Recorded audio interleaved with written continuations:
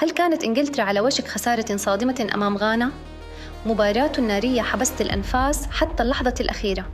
انتهت مواجهة إنجلترا وغانا في كأس العالم 2026 بنتيجة التعادل السلبي 0-0 في مباراة شهدت الكثير من الإثارة والفرص الضائعة رغم غياب الأهداف.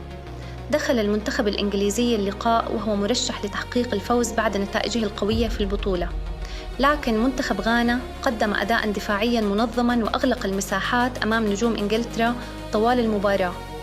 ورغم استحواذ إنجلترا على الكرة في فترات طويلة، إلا أن المنتخب الغاني نجح في إيقاف المحاولات الهجومية ومنع الإنجليز من الوصول إلى الشباك.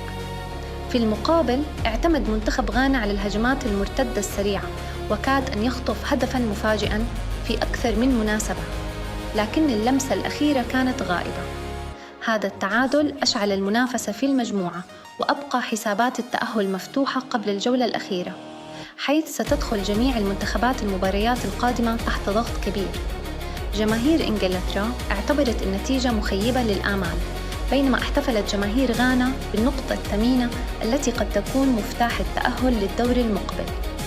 برأيكم، هل كانت غانا تستحق الفوز؟ أم أن إنجلترا أهدرت انتصاراً كان في متناول يدها؟ اكتبوا توقعاتكم في التعليقات، ولا تنسوا الاشتراك ومتابعة آخر أخبار كأس العالم.